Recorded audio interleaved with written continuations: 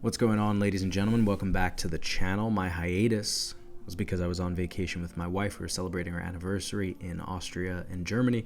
Wonderful trip. Actually, a lot of really great gyms, but it was a busy trip, lots of sightseeing, lots of hiking. So, as you can imagine, no time to be filming vlogs. But we're back to work here, and today we're going to go through a leg day. I figured we would do a voiceover. Of course, it has nothing to do with the fact that I can't find my wireless microphone, but nonetheless, you guys are getting a voiceover. I know I get asked for these anyway, but today is a leg day I have not shown you thus far. We will be doing a top set of 6 on squats, some back down sets of 8, some belt squatting, an AMRAP on the belt squat at the end, a single leg press, hamstring curls, and some bench press. And I figured what I would do today is just kind of talk to you about what my goals are in moving up to the 93 kilo weight class, because I've been asked multiple times now, what made you decide to move up? And it's kind of funny because over the years, at points in time where I think the question wasn't merited, people would ask me, why are you still 83? And my answer to that always was, I felt like I had unfinished business. Obviously had a rivalry for many years going on with Russell Lorhe, and I felt like I didn't actualize my potential.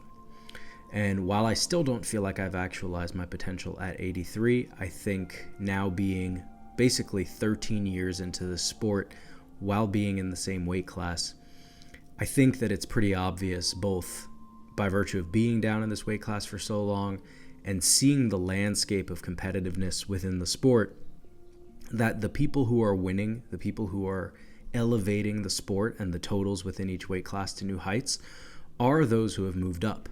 I think anybody who's been around long enough kind of knows that for a while, it was the guys who were super shredded, making 4 to 5% body weight cuts. Those were the guys who were winning, because obviously carrying the most muscle you could in a given weight class meant that you were going to be the strongest. But now I don't think that's necessarily the case. You see guys like Joe who's moved up. You see guys like Taylor, Delaney, and Russ have moved up to the 93s. Even Will Ball is kind of filling out this class still, even though he is a bit lean. Keiko, Gavin, right? The winners on the men's side are guys who are maybe carrying a little bit more body fat than they would like if they were stepping on stage, but nonetheless are truly maximizing their strength. And I think that that's something that I really need to take advantage of and could have taken advantage of maybe a couple of years back.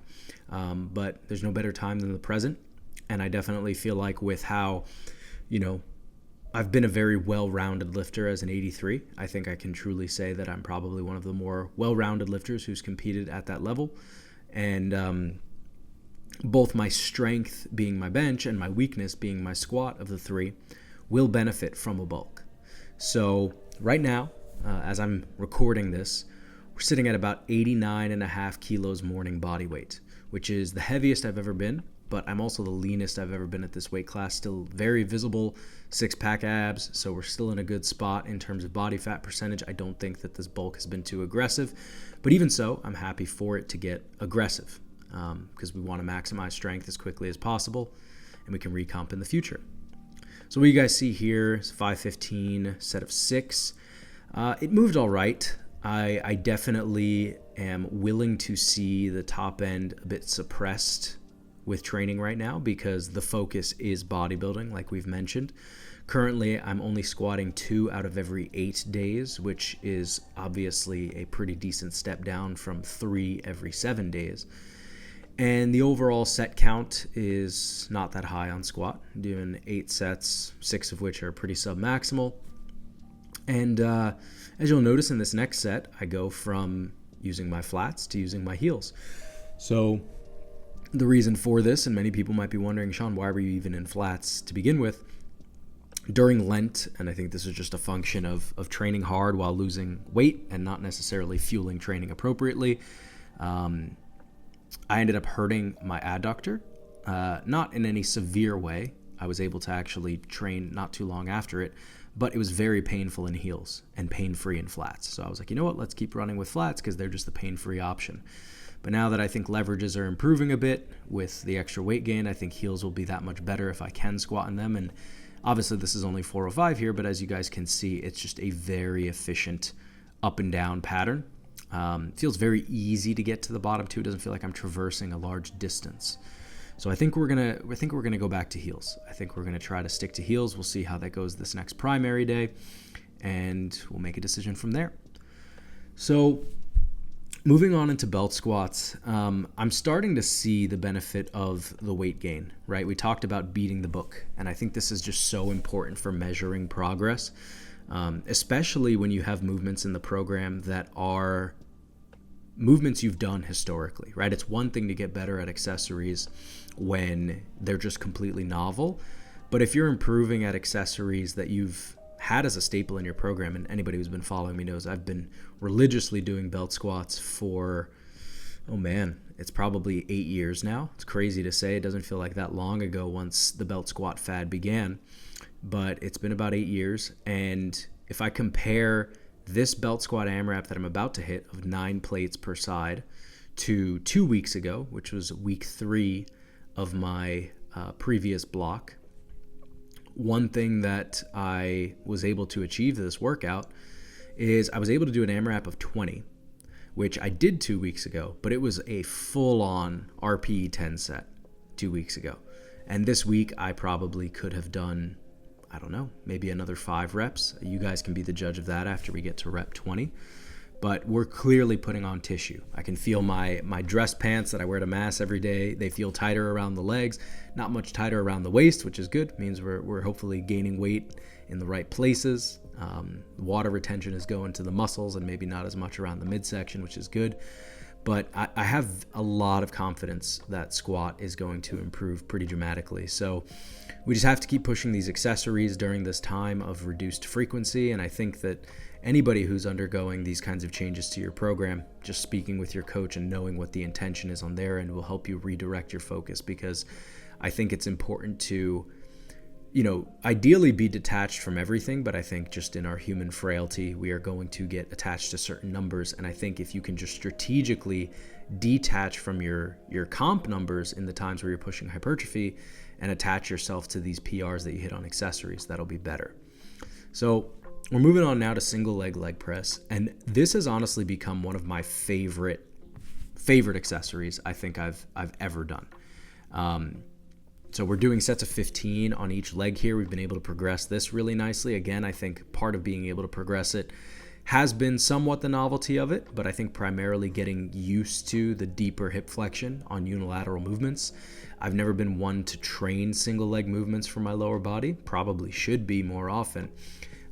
It's had my groin and my adductors feeling a lot healthier. And what I'm trying to achieve on this is more groin, more adductor, more glute. So you'll notice my foot placement is very close to midline, and it's also very high on the foot platform.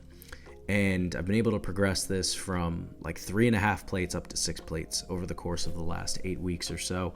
And it's a pretty grueling set, as you guys can see. And we're also doing it on the short rest time still. So my plan basically for all accessories as of right now is to keep the rest times pretty short, just to load limit and make things harder just for the sake of the resilience mentally, so that we have a good work capacity and tissue tolerance to translate into when we start pushing the accessory sets harder and heavier and taking longer rests. So now we're moving on into bench press. This is kind of towards the end of my workout. I did all the lower body stuff first. I already see a slip on that first rep there. Not benching on the most optimal equipment here. I honestly don't even know what the judges are going to do with my bench form, because I feel like I sink a fair bit, but I don't know that I would call this upper body thrust. You guys let me know in the comments. I feel like I sink, but then nothing really like drops and then re-elevates. I feel like it's just a push from the legs, but you guys can be the judge of that. And then we finished up this workout with hamstring curls. The thing that I love about hamstring curls with a spotter is that you actually can achieve failure. I guess what I would say is when I don't have a spotter, I like the hamstring curls, but I don't really find myself getting that fatigued from them. You guys will notice here we're going to do this AMRAP. I feel like it's just, it leaves more to be desired. So I wish I had somebody to help spot me here, but such is life. You guys will see I start to do these partial reps, and it definitely burns, but I think hamstrings, maybe it's because of just the strength that I have in my hamstrings that I have a better tolerance for hamstring volume, and I just maybe need to do more. but these didn't really feel particularly taxing the next day. I feel like I didn't really train my hamstrings at all.